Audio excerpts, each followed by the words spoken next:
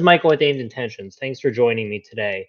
I am running late for my intended stream time of 2 o'clock Central uh, because I had a fantastic morning with my son. We went to the zoo. We stayed longer than we thought. He exhausted himself out, but he had the fantastic time. So, fathers out there, parents out there, never worry about spending time with your kids. It's something that you'll always value. It's the one place in this world that you can't be replaced in the workforce and business leadership. There's always someone to replace you, but not at home. I got to tell you, being with my son today was just absolutely phenomenal. So I just wanted to take a minute to share my gratitude that I had being able to spend the day with my son this morning. It was great. He's napping his little butt off right now, so I have time to do this stream. But I wanted to kind of go through the 5 rules of productivity from Tim Cook, who is the CEO of Apple currently. I found this visual here on X, which has a lot of views, but not a lot of engagement, which is interesting. I find that always fascinating. But here we go. All right. So the 5 rules of productivity. It's from Tim Cook. He's Apple's CEO.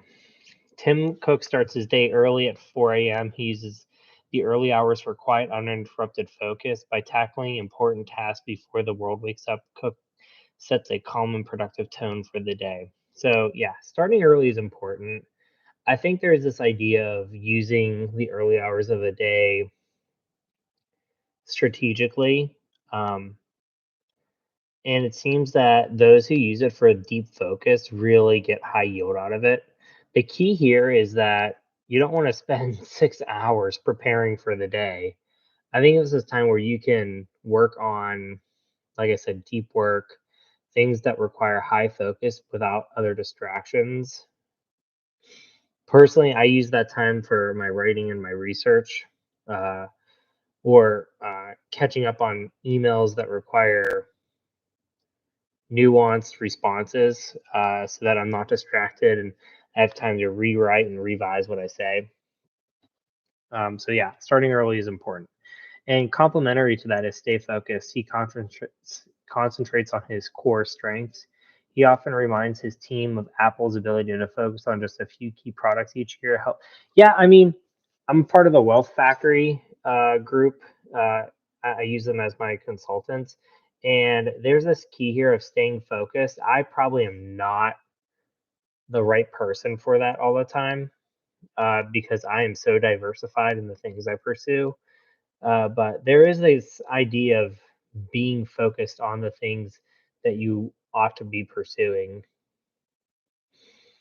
Um, yeah, I mean, if you're focused, you can just scale it and make it a more high quality product. So this is something I ought to be focused on a little bit more for myself. I am slowly getting rid of certain things that are distracting for me in my career. It's not getting rid of things, but I'm allowing others the opportunity to grow in those regards. For example, I've given away a lot of roles in my group, but one of the ones I currently am working on is the medical coding and documentation, and that's a role that I'm going to be leaving behind because it's more of a distractor from my overall uh, career mission, and I'll find that it is very useful for me to coach someone else to take on that role, and I can use that energy to stay stay focused on some of the other things that are more in tune with my pursuits.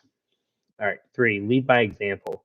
Cook has often stressed the importance of trust and open communication with his team. He believes that when decisions are transparent, everyone can voice their ideas. It minimizes distractions and helps the team stay focused. That's so true. I have so many videos on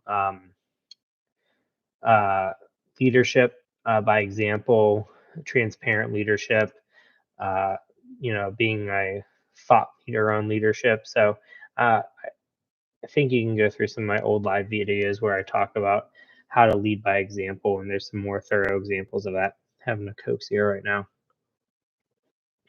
Man, it was hot. It was hot this morning, uh, and at our zoo in Nashville, there's the animals, but then there's this huge playground, and my son, he like sprinted around it for oh, an hour and a half. He got me exhausted as much as he got himself exhausted. All right, number 4, be decisive. In a fast-moving industry, Cook leads his team to make rapid, well-informed decisions. He acts decisively, ensuring Apple remains agile and responsive to new opportunities. Cook's decision to launch the Apple Watch despite market doubts proved to be a success and solidified Apple's position in the wearable tech industry. Yeah, you don't want to have analysis paralysis. And there's this idea of taking action and being decisive, not just emotionally, but because you have well informed and you're well prepared to be decisive. So I think that is key in the business world and how you can be a productivity uh, guru, if you will. And then prioritize your own health. Despite his demanding role, Cook believes that physical and mental well-being are essential. That's so true. You cannot be a thought leader, a business leader, a leader in your industry in healthcare, on a student as a student, and if you're pursuing some sort of student leadership, trainee leadership, apprentice leadership, whatever you're doing, and if you want to be productive, you really have to make time for yourself and build it into your schedule and make that non-negotiable. Uh, I do my exercise and my physical health and my spiritual growth and health in the morning. I know some people use that for deep focus hours for work. I do some deep focus and then I set time right aside right before my son wakes up to focus on my own physical health. Today was chest and back, and I did a walk outside before the rest of the house woke up.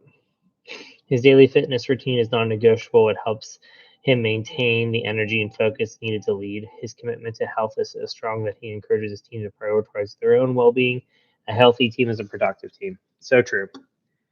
Um, yeah, I mean, that's all so true. I wonder if there's anything we ought to find out about.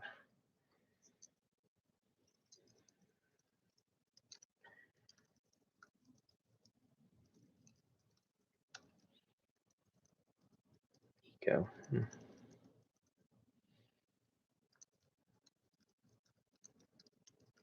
I always wonder, like, where do people get this information? But sometimes it's just easier to have a language model tell you also.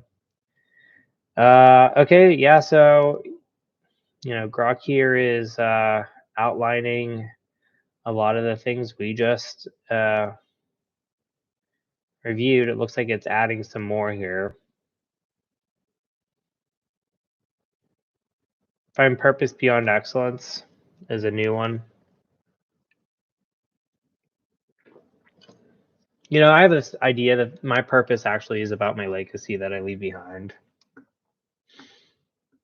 and how people will remember me.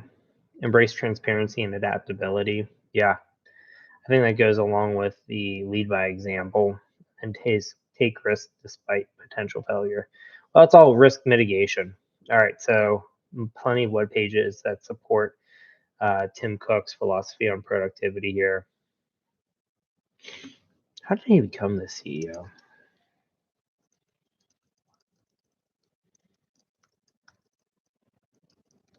You never really. He joined Apple.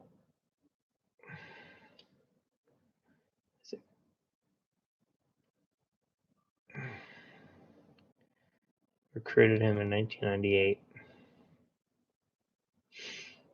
In 2005, he became the COO. And then after Steve Jobs left on account of his pancreatic cancer, he became the CEO. Okay. Well, he was there and he grew with the company, but he was obviously had great mentorship.